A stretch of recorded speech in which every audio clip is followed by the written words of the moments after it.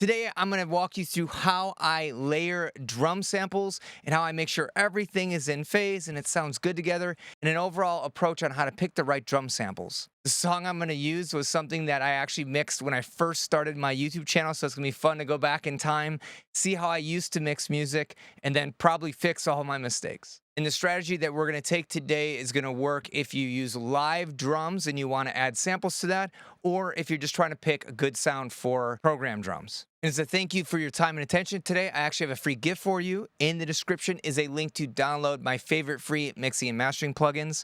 It also has some drum samples, which is why I'm telling you about it today. So go and pick that up. There's a link in the description. So this is super fun. I don't use half of these plugins anymore. It's going to be a little bit broken, but I don't care because it's going to be a good learning lesson on how to do this right. At the end of the day, you really don't need a million bajillion plugins. If you know the sound that you're going for, you can get away most of the time with just stock plugins. And because these are live drums, we're going to actually need drum replacement software. So yeah, we're going to have to use something like Steven Slate Trigger. And let's hear the kick drum sound. Probably going to be broken to some degree, but we're going to find out. Now, if you remember this was like how to mix a metal song from start to finish. That was this session. So yeah, this is an old one. So the kick drum sounds okay in the mix, but I don't know. There's some weird things I'm hearing. So let's hear the raw kick. Sounds not great, right? I mean, these are live drums, so I mean, that was just a microphone thrown probably inside of the sound hole of that kick drum. There's really no attack or definition, so that's what we have to dial in. So this is what I thought sounded good. So it's very clicky, very like 2000s metal. And then what I'm hearing is this weird flub in the low end of the kick drum that I hate. I don't know what is going on with that. So let's take a step back and let's just listen to the samples I chose. So that sounds pretty good by itself. I have this plugin called Sub Ninja, and this allows us to kind of watch the waveform on the output of the stereo bus. And this will tell us if something starts getting out of phase or looks weird. So the way this thing works is the bottom thing here is going to be the full spectrum, and then I can dial in a low pass filter so that I focus in on just the sub information so it doesn't get clouded with like the full mix. So this is really helpful for me to figure out what's going on with the kick drums. It also gives me a visible way to know if we are in phase or not. If this kick drum has too much length to it, the sub kick drum hits are going to kind of bleed into each other, kind of like what's happening here and here and here. And that doesn't allow us enough time for you to feel and resolve like the individual kick drum hits. So it just sounds like a big blob when they're doing the quick double kick passes like this. So what we can do is actually tighten up that kick drum so that it doesn't bleed into the next hit on those fast parts. So let's just loop this section. Now we can go back to trigger, go to curves, and your drum replacement software also probably has something like this where you can fine tune the envelope of the kick drum. Let's hear what it actually sounded like without any adjustment here. Oh, now you can really see that it's kind of ringing way into the other sample. So let's go way, way, way tighter, and let's just get a nice little pop of that sub energy. So that's closer.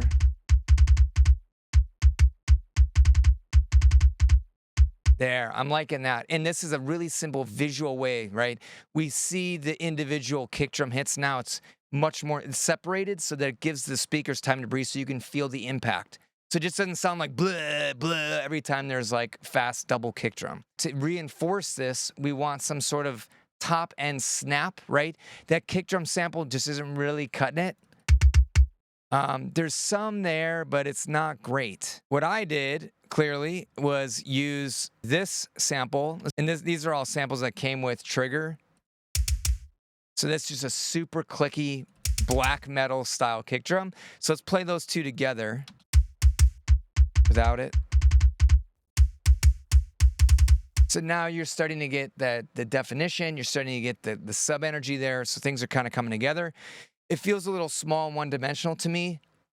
I know some people like really dry kick drums, but I think if you put a little bit of ambience there, it really helps to make the kick drum kind of blossom and explode in a mix, especially a really dense loud mix. So I also included the room mic that was recorded for that black metal kick, which sounds like this. Let me turn that up. And I'm actually not digging that because there's this weird low energy there that's, I think, going to make it muddy. But let's just hear what I did before. So you don't want it to be obvious, right? You don't want it to be that loud where you're going to hear it. You want it to be just loud enough so that when you start compressing everything together, that room just kind of comes out in between the notes. So somewhere right around there. It's 2025. Let's update these samples a little bit. Let's scrap this black kick and see if we can do better. I think we can. And actually, this is that free kick drum sample. This is just something I always go to because I think it sounds awesome. I forget what this stands for, like the metal drum kit or something, or it's in that free downloadable guide in the description, so just grab that. But my favorite kick for rock and metal is this Fate.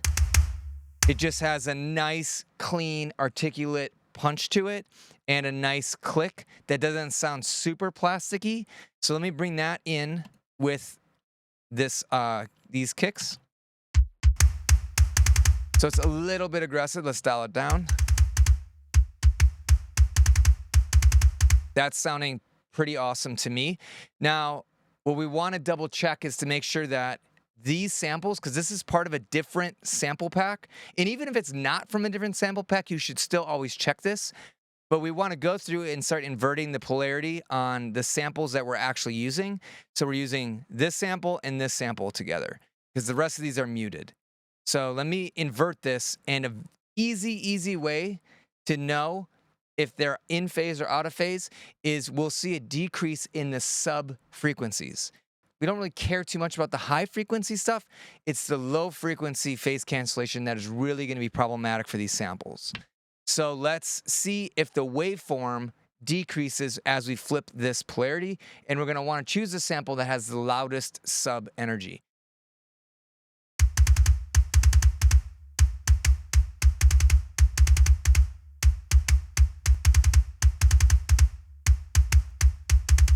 So actually, the inverted polarity is a little bit bigger, and if you listen with headphones or sub in your studio, you can feel that there's a little bit more impact there.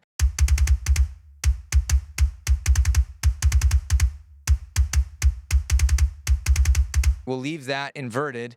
Let's bring in that room track. We'll push this up so that we can compare it, and then we'll do the phase inversion and see if it lowers the sub energy again, because your room samples can also be out of phase.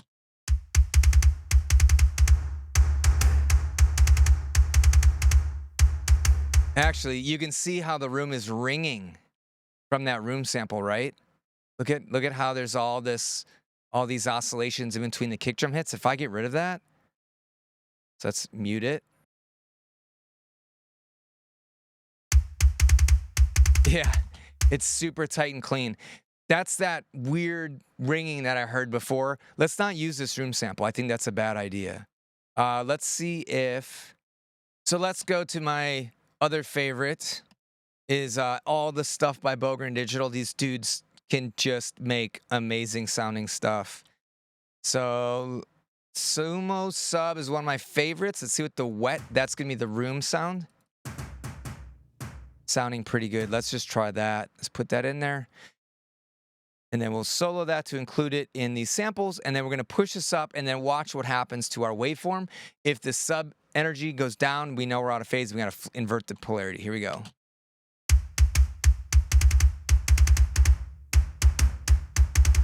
Let's invert it and see.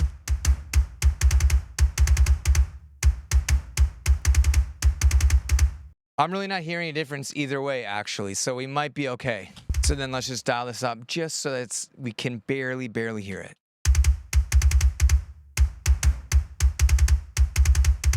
And then double check one more time.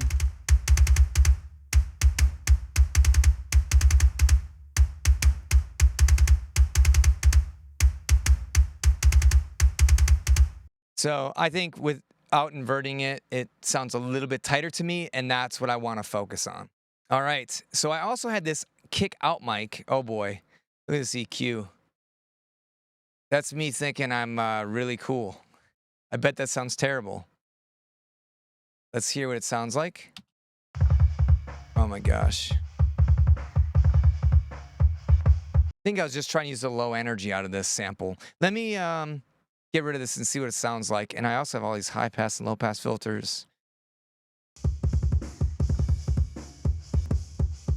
So I like to try to make all the different drum mics work in the mix because it has like a sonic fingerprint to it. So, I mean, a lot of people might hear this and be like, oh, this is nonsense. I'm never going to use that.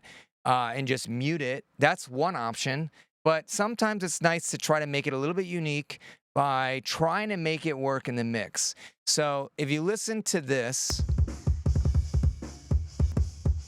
I really am not digging anything in the high frequencies. So let's roll that off.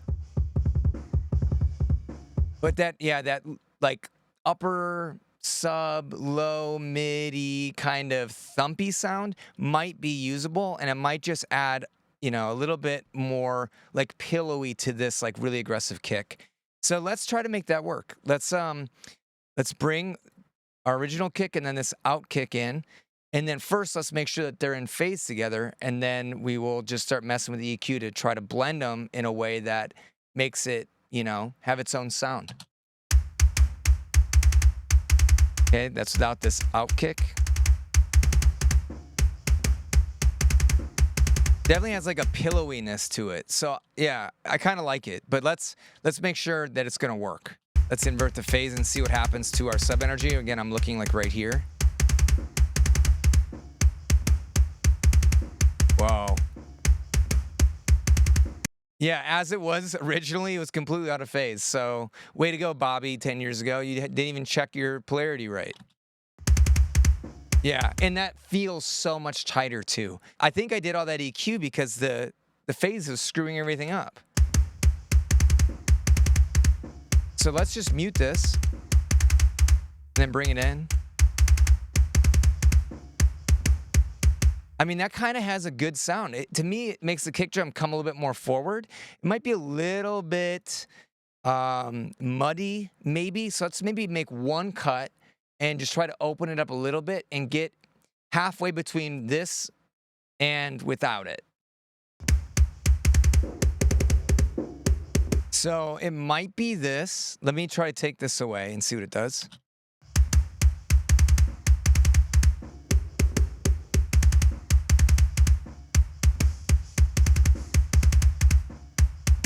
Yeah, I'm digging that. That's all we had to do. It was one little cut around 380, 400 hertz.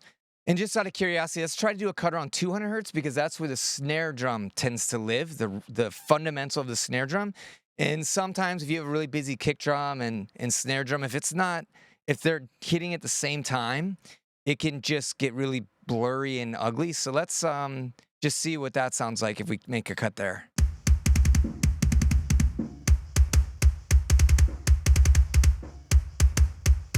Cool, that sounds good to me. So let's bring the snare drum in and just kind of see how they play together.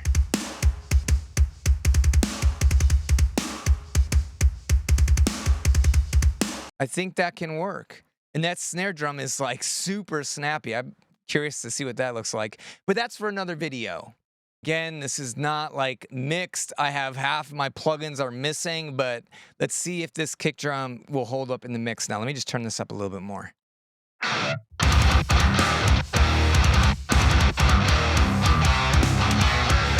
Let's listen to this in the bass because we're really getting some nice definition out of this kick drum.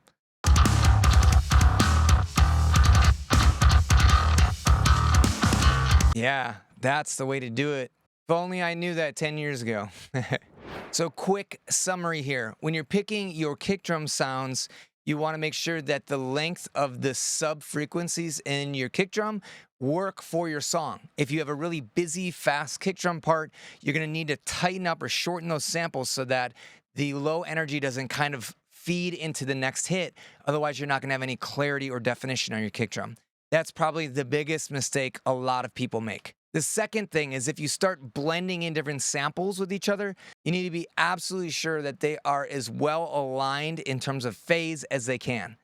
The way to tell that is that if you invert the polarity of one of those samples, if the sub energy, not the high frequency stuff, if the sub energy gets louder when you flip the polarity, then leave the polarity inverted because they are now in phase. What you really need to focus on is the low energy and the low impact. So you might need to wear headphones, you might need to have a subwoofer, or if you don't have those, find an oscillator tool like Sub Ninja so you can visibly see what the waveform looks like if it's getting bigger or smaller. You can also use that tool to dial in the right length of the kick drum to make sure that your sub energy from each kick drum hit isn't bleeding into the next one. And finally, the last thing we touched on was actually finding a little bit of room sound or adding a room sample to the drum mix. But don't make it too loud because it very quickly becomes muddy. And as you saw in this tutorial, I didn't use any room samples that had a lot of low-end content to them. The sample we ended up using had basically almost no low energy. So if your samples do have a lot of low energy to them, you can just do a low shelf or maybe a high pass filter to remove it. But I find it's just easier to find the right sample to work with instead of trying to force something that you have to work in a specific mix. And at that point, you just EQ to taste, aim for about 80% of the way there. You don't want the perfect kick drum sound at this stage because things are gonna have to change as you start bringing different elements into the mix. You're gonna probably have to go back and revisit what's going on in the kick drum to make it fit with all the other instruments in your mix. So try to move quickly and don't do a lot of mixing in solo because it'll burn out your ears. It's also a good idea to check in with your references and listen to music that you know the kick drum sounds amazing. All right, let me know what you think in the comments below. Let me know what your favorite or your go-to kick drum sounds or samples are because I'm always looking for new ones. And if there's something different that you do when you're layering your kick drum samples, also let me know. Don't forget to grab that free downloadable guide. It has links to download some of the free samples that I used in this tutorial. My name is Bobby Balo. I'm the mixing and mastering engineer at Raytown Productions. I'll see you in another video.